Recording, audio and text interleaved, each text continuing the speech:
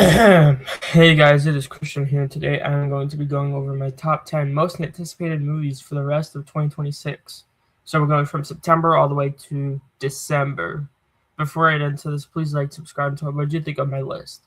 And tell me your own in the comments or in the live chat. So yeah, 2026, we're already in almost the fourth quarter of the year. We only have till September and then October, and then we'll be in the last quarter. But yeah, it's already almost summer. Movie season has come and gone, and we have a lot of movies to look forward to for the fall and winter seasons. So what I'm going to do is I'm going to go over each of the films on my list, and I'm going to go over them from 10 to 1, and I'll go over some honorable mentions, though, before we get into this.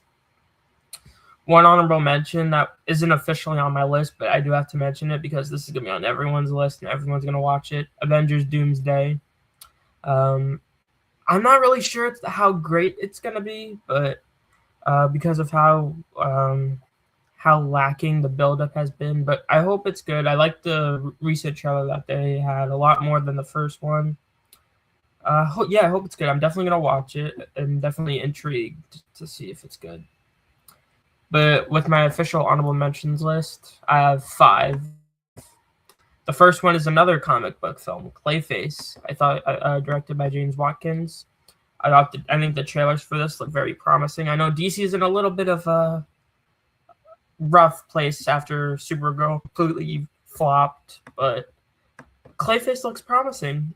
There's going to be some body horror, a lot of body horror elements. Doesn't look it might be a little bit of a character study into this actor after his face gets all scarred up and his deterioration as he becomes Clayface. It seems like an interesting character study with body horror elements and obviously the comic book property because it's Clayface. So yeah, I'm intrigued about that one. My second honorable mention is the new Jesse Eisenberg directed film, The Debut, starring Julianne Moore and Paul Giamatti. Stars Julianne Moore as this woman who gets a part in a theater production, but Paul Giamatti is the director. He's a little bit, and he's like kind of a lesser Terrence Fletcher to a lesser extent. He's probably very demanding and stuff. I think it looks good. I don't think it looks like an absolute masterpiece, but I think the performances will be great, and the story looks very captivating as well. Next, my third honorable mention is the new Alejandro Inarritu film, Digger, starring Tom Cruise as a very popular guy who has to solve a crisis that he created. John Goodman's in this, Sandra Hüller, Jesse Plemons, Riz Ahmed, huge cast. Looks like it's going to be a huge, big satire. Going to have a lot of political commentary. Looks like there would be a lot. Looks like it's going to be a very dark comedy. There's going to be a lot of humor there. It looks interesting. It looks like a very interesting film. Looks very crazy. Some of it looks funny. Some of it looks funny. Some of it I could see it getting on my nerves a bit because it looks like it's following in the footsteps of some of these other political satire films like Vice or Don't Look Up or Mickey 17 or Triangle of Sadness even. And some of those movies can be very heavy-handed and be a little bit annoying. But hopefully Digger's a decent one. I'm very interested to see Tom Cruise's performance and what he's going to be up to because he's going to be in prosthetics. My second to last honorable mention is a Christmas release. Robert Eggers' new movie, Werewolf. His follow-up to Nosferatu. He's also directed The Lighthouse and The Northman and The Witch. Looks very good. It's presented in a 4:3 aspect ratio. Cinematography looks great. Looks very interesting. Didn't watch Nosferatu, but I'm intrigued about this one. And then my last honorable mention is going to be a movie at TIFF starring Mahershala Ali called Your Mother, Your Mother, Your Mother. This one wasn't really on my radar, but I thought the trailer looked great. There's going to be some sword fighting in it. Probably a phenomenal performance from Mahershala Ali. So yeah, that's one. Wasn't really on my radar, but I'm intrigued about Your Mother, Your Mother, Your Mother. So with all those honorable mentions and Avengers Doomsday out of the way, let's get into my top 10 list. My number 10 is kind of another horror film. This is from a director who made one of my favorite horror films from last year with Weapons, and he's back with a new Resident Evil film, directed by Zach Cregger, starring Austin Abrams, who was also in Weapons. Yeah, there it is. And this story seems to be a little bit of a deviation from the games, but I think the trailers so far look very promising. Looks there's gonna be a lot of zombie action. Looks very captivating from the trailers. I think Austin Abrams is gonna give a great lead performance here. He has 2 big films coming out later this year. Any other big cast members? Zach Cherry's in here. Paul Walter Hauser. Yeah, I think Resident Evil doesn't have a great track record with movies. The Paul W.S. Anderson, Mila Jovovich movies are pretty bad. There's also the Welcome to Raccoon City movie, which was also not well received at all. But this one I think could be different because of Zach Cregger's name. He's getting off of Barbarian and Weapons, and I think the story here looks very interesting. It looks very different. I think it looks very good. So yeah, my number 10 is Resident Evil. My number 9 is a movie that people have seen already. This was a big hit at Sundance. Probably not going to be an easy watch, but it's one that I think looks very captivating and looks very interesting. And even though the subject matter is going to be very hard to swallow, probably, I've heard a lot of great things about this. This won a lot of awards at Sundance. And my number 9 is Josephine, directed by Beth DiAraujo. I don't know how to pronounce it. Beth DiAraujo, I'm going to say. Starring Mason Reeves, Gemma Chan, and Channing Tatum. Follows an 8-year-old girl who witnesses a sexual assault at the park and begins acting out. And it follows her response and her parents' response to what she has witnessed. It seems like it's going to have a very interesting commentary about parents' worst some parents' worst nightmares when it comes to their children having to witness how terrible this world can be at such an early age. The trailer makes it seem a little bit more of a thriller. I have a feeling it's going to be not as much of a thriller as the trailer suggests, but it looks like a very captivating story. There's probably going to be incredible performances here from Gemma Chan, Channing Tatum, and a great breakthrough performance from Mason Reeves. The cinematography here also looks like some of the best of the year.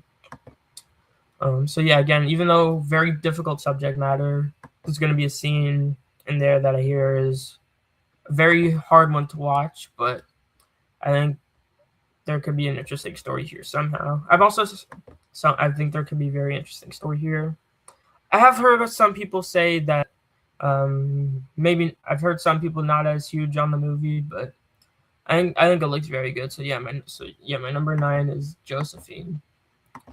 My number 8 is probably easily my most anticipated animated film for the rest of the year. The grand return of this iconic, being this very well-received studio, Laika Animation. My number 8 is Wildwood, directed by Travis Snider.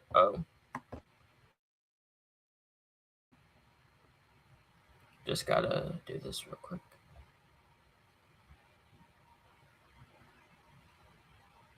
Yay, success. Okay. So yeah, my number 8 is Wildwood, directed by Travis Knight, and starring Peyton Elizabeth Lee, Jacob Tremblay, Carey Mulligan, Mahershala Ali, Awkwafina, Angela Bassett, and huge cast here. Follows this girl who her brother is kidnapped by this witch, and she and her classmate have to travel through the forest to rescue him.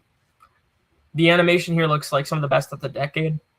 There's probably going to be great voice work, a very captivating story. I think the trailers have been incredible so far, and I cannot wait to see this movie. So yeah, Wildwood, definitely one of my most anticipated. We'll see if it. Hopefully, it's not just a case of the animation being amazing, while the story's a little bit less so. But I've heard the book that it's based on is a great one too. So I have my hopes high for Wildwood. So yeah, that's my number 8, and another one I'm very excited for. My number 7 is one that comes out in December that I'm very excited for. I thought the trailer for this looked amazing, and maybe it wouldn't have been on here if I hadn't seen the trailer, but the trailer looks incredible, and it's the new Tony Gilroy film, Behemoth, starring Pedro Pascal, Olivia Wilde, Eva Victor, Will Arnett, and it follows this cello player who returns home after performing, I guess, and it seems like it's going to be a huge, big character study about this man who's played by Pedro Pascal. This could be one of his best performances. I think the trailer I thought was incredible. The music sounds great. The cinematography looks incredible. Yeah, this is one I'm very excited for. It's going to be at New York Film Festival. I'm not sure if the music in the trailer was original music, but it sounded good. And I liked how in the trailer they had the title card like popping out, and then you saw like other scenes. So yeah, Behemoth is one I'm very interested in. So that's my number 7. My number 6 is a big one. Probably going to be a big awards contender. One of 2 international films on this list. I do have another one coming, but La Bola Negra is my number 6, directed by Javier Ambrosi and Nabia Calvo, aka Los Habis. Stars various actors. Penelope Cruz, Glenn Close, Lola Duenas, who I've heard is amazing, Guatarica de la Fuente, who I've heard is amazing. And it follows multiple different timelines and these gay men. So it seems like there's going to be a lot of commentary here. I've heard it's one of the best reviewed at Cannes. Great list. So yeah, La Bola Negra, it's one of the best reviewed at Cannes. There's a lot of buzz. I think they did release one trailer. I think the cinematography looks incredible. There's probably going to be incredible performances here, great ensemble, and a movie that a lot of people are going to be seen by. So La Bola Negra is definitely on my list. Now we're into the top 5, folks. My number 5 is this is a movie that I've been very interested in for a very long time, since the teaser came out. Just last week, another trailer came out, and this is definitely in my top 5. Whale Fall, another Austin Abrams film directed by Brian Duffield and also starring Josh Brolin. Follows this man who, after the death of his father, goes diving for his remains and ends up being swallowed by a sperm whale, giant one. And it's about him adapting to the lessons that his father taught him to escape. So yeah, this movie looks very intense, very captivating. The visual effects and sound design sounds incredible. The story here looks very interesting. So yeah, this is probably my Austin Abrams is going to be in this and Resident Evil. So yeah, this is definitely one I'm very excited for. Hopefully it's good. Hopefully not just the trailer. Hopefully it's not just one where the trailer is interesting, but the movie is just mid. But very excited for Whale Fall. October 16th comes out. So yeah. My number 4 is probably my most anticipated international movie for the rest of the year. Sequel to an amazing movie that won an Oscar for Best Visual Effects. That is Godzilla Minus Zero. This is the sequel directed by Takashi Yamazaki. Follows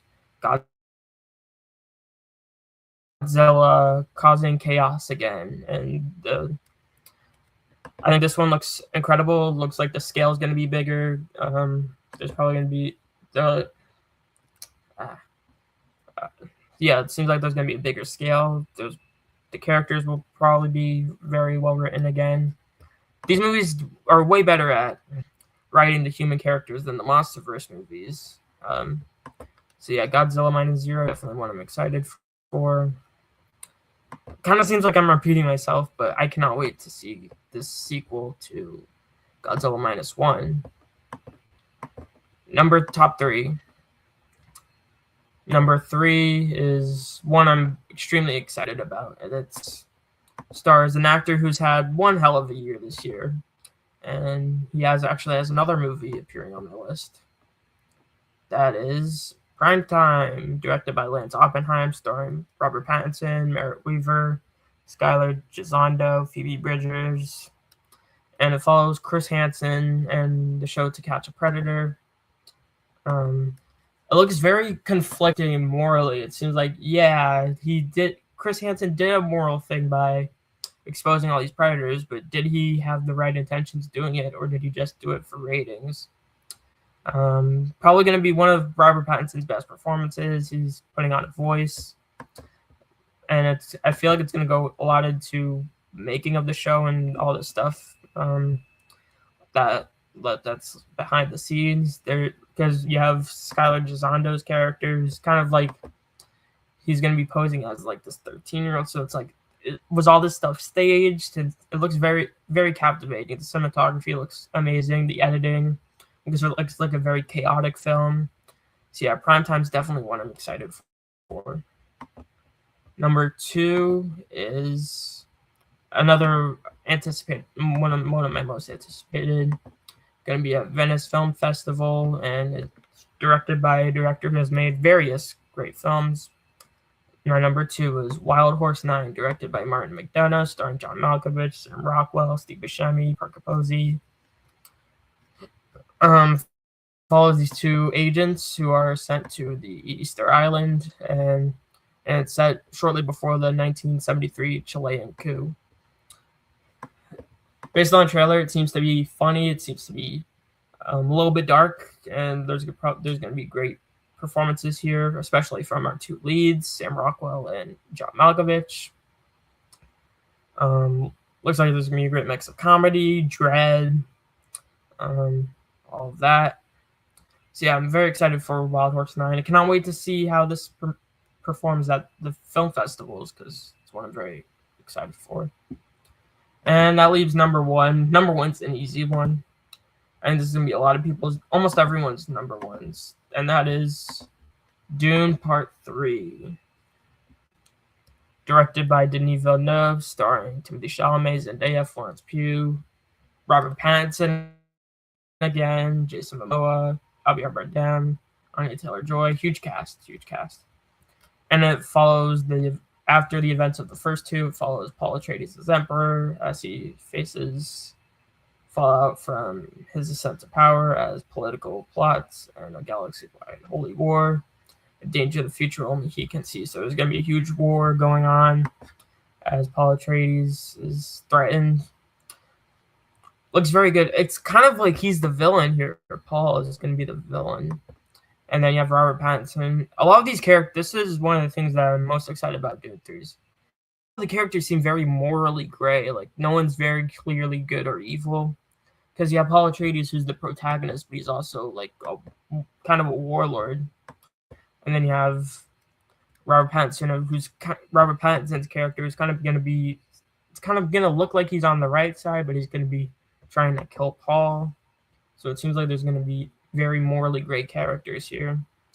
I love the other two Dune films from Denis Villeneuve, and the cinematography here from Linus Sandgren looks incredible. It looks one of the most visually stunning of the year. I mean, you look at this and you look at Doomsday visually, and you're like, what did they do with Doomsday? This looks so much cooler. So yeah, I'm very excited to see where the characters go. This is going to be the epic. This is going to be the conclusion to Denis Villeneuve's Dune trilogy, and I cannot wait to see how it ends. So December 18th, same day as Avengers Doomsday, that's when Dune 3 releases, and that's definitely my most anticipated for the rest of the year. So thank you guys so much for watching this video. Please like and subscribe, and I'll see you guys next time. Bye.